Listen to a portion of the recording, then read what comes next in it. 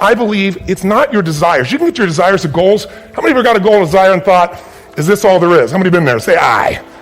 So it's needs we have. I believe there are 6 human needs. Second, once you know what the target that's driving you is, and you uncover it for the truth, you don't form it, you uncover it. Then you find out what's your map. What's the belief systems that are telling you how to get those needs? Some people think the way to get those needs is destroy the world. Some people is to build something, create something, love someone. And then there's the fuel you pick. So very quickly, 6 needs. Let me tell you what they are. First one, certainty. Now these are not goals or desires. These are universal. Everyone needs certainty that they can avoid pain and at least be comfortable. Now how do you get it? Control everybody, develop a skill, give up, smoke a cigarette. And if you got totally certain, ironically, even though we all need that, like if you're not certain about your health or your children or money, you don't think about much more. You're not sure the ceiling's going to hold up. You're going to listen to any speaker. But while we go for certainty differently, if we get total certainty, we get what? What do you feel if you're certain? You know what's going to happen, when it's going to happen, how it's going to happen. What would you feel?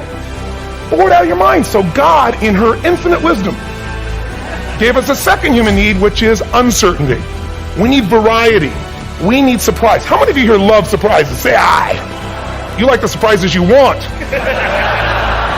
The ones you don't want, you call problems, but you need them. So variety is important. Have you ever rented a video or a film that you've already seen? Who's done this? Why are you doing it? You're certain it's good because you read it before, saw it before, but you're hoping it's been long enough you've forgotten if there's variety.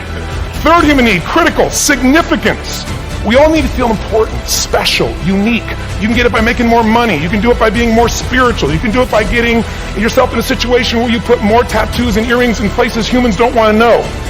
Whatever it takes. The fastest way to do this, if you have no background, no culture, no belief in resources or resourcefulness, is violence. If I put a gun to your head and I live in the hood, instantly I'm significant. 0 to 10, how high? 10. How certain am I you're going to respond to me? 10. How much uncertainty? Who knows what's going to happen next? Kind of exciting. Like climbing up into a cave and doing that stuff all the way down there. Total variety and uncertainty. And it's significant, isn't it? So you're willing to risk your life for it. So that's why violence has always been around and will be around unless we have a consciousness change as a species. Well, we were just saying that, both my parents were alcoholics, so it's not like I'm against drinking. It's just the way they behaved at that point was kind of abusive and kind of very abusive, and so I didn't want to be part of that. But we all want to be able to change the way we feel, and that's what I spend my life showing people how to do. And what most people don't know is emotion is created by motion. The way you move determines the way you feel. You have 80 different muscles in your face, 80. For most people, this is the largest area of unemployment in the country. They use the face the same way, they feel the same emotions over and over and over again. So what I was saying is, I have this deal with myself called priming. Every day, I say, look, you got to have 10 minutes for yourself. If you don't have 10 minutes for yourself, you don't have a life. And I'm not going to hope I feel good. I just got back 6 countries in 12 days. I was in India 2 days ago. Wow. And I woke up here feeling like somebody ran me over with a truck. But you got yourself psyched up. But the way I did it is I do this process. And it's 10 minutes. I put some music on. I do this massive change in my breathing, so it radically changes the way I feel. And then I do this 3-step process. First, I do 3 minutes of gratitude, where I think of 3 things I'm really grateful for, and I associate. I don't think of it over there. I feel it. And the reason is, when you're grateful, you can't be worried. You can't be fearful. When you're grateful, you can't be angry. And anger and fear are what screw people up most in their relationships, in their life, in their business. So I wire myself. I was saying to you that most people want to be happy, but their habit is to be worried or pissed off or frustrated or stressed. And so they've got a highway to stress and they got a dirt road to happiness. So I wire myself. I've got a highway to gratitude, which changes all your emotions. And then I do a 3-minute process of kind of a prayer for my family and friends. And then I do a 3-minute process of the top 3 things I want to accomplish. I see it as done and I feel it. I'm done in 10 minutes. So sometimes I go 20, but my deal is 10, so there's no excuse not to do it. What makes somebody a leader is they build this certainty, and not only with focus, not only do they get a vision for what they want, but they bring that certainty in their body. Listen, if you've ever been to one of my live events, you know that one of the greatest things about, let's say, Unleash the Power Within is you go through a weekend where you literally train your nervous system to have certainty. I mean, how the heck do we get people to storm through fire? It's not about firewalking. It's about getting yourself to be able to take action in the areas of your life that normally you would more than hold back, where your brain would take over and say, I can't do this, are you crazy? Somebody else did it, but not me. What we do is get people in a state where you're going to follow through, where you're going to face your fear and do it anyway. Hey, we've all had them. You get all excited about something and then, life seems to crush it. Somebody betrays you. You betray yourself. You don't follow through, and then you don't trust yourself at the same level. What makes somebody a leader is they build this certainty, and not only with focus, not only do they get a vision for what they want, but they bring that certainty in their body. Listen, if you've ever been to one of my live events, you know that one of the greatest things about, let's say, Unleash the Power Within is you go through a weekend where you literally train your nervous system to have certainty. I mean, how the heck do we get people to storm through fire? It's not about fire walking. It's about getting yourself to be able to take action in the areas of your life that normally you would more than hold back, where your brain would take over and say, I can't do this, are you crazy? Somebody else did it, but not me.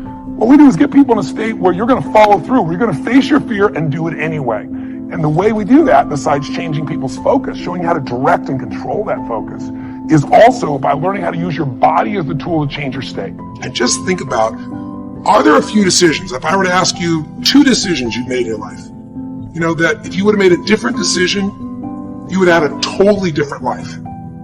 I mean, it may be, a life may have been better, or it may have been worse, I don't know, but you would have a different life. I'm not asking you to buy into the fact that you should have known the answers. I just want you to see the power of a decision. How is your life better today because of a decision you made years ago, not just negative ones?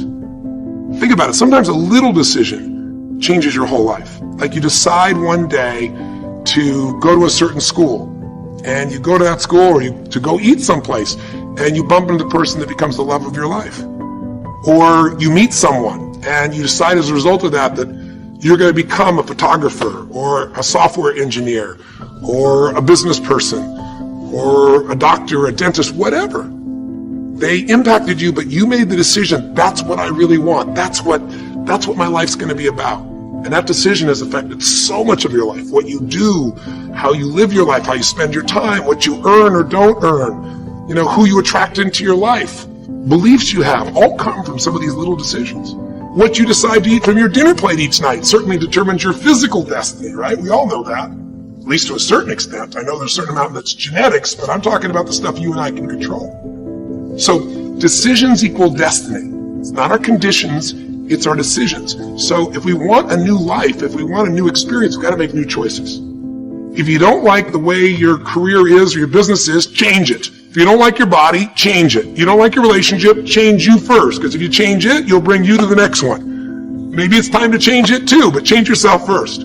If you want to change anything in your life, you have the choice. So there is no right or wrong. I just want to make you aware in this breakthrough session that everything in our life changes the moment we make a decision. And I mean a real decision. A decision is when you cut off any other possibility and you commit to something with everything you've got and you take action. But the big decisions start with little decisions like, what am I going to focus on? Because whatever you focus on, you're going to feel. If you focus on all the things that have been done to you in your life, of course you're going to feel like hell. If you focus on all the amazing coincidences that have happened, things that maybe they were guided, maybe not, but things happen, and because of that, you met this person that's your best friend, your husband, your wife, or because of that, you have this ability, or because you were there that day, God, you missed an accident. I don't know what it is, but whatever you focus on, you're going to feel. Listen, if I dropped my shoulders enough, if I were to breathe shallow enough, if I were to slow down and say, you know, I don't know, I'll give it a try, go into this state, I'd be like Samson getting his hair cut off, right? Because what we don't realize is that our mind is directly affected by the way we use our body. If you change the tempo in which you move, if you change the way you breathe, if you change the way you use your voice, you literally change your biochemistry. And the one thing that you'll see that's the same with the greatest golfer in the world, or the greatest musician, or the greatest, actor, is they have this sense of certainty, and it isn't born. It's something that you make as a habit. You drill it into yourself. I sure as heck didn't have that sense of certainty growing up, not even close. And what I found myself doing early on is I felt so uncertain, I couldn't get myself to do anything. So I developed these rituals of certainty. I would go on these runs, and on the run, even though I didn't feel like it, I would do these incantations where I would say out loud over and over again, God's wealth is circulating in my life. His wealth flows to me in avalanches of abundance. All my needs, desires, and goals are met instantaneously by infinite intelligence. For I'm one with God, and God is everything. And I would say that over and over.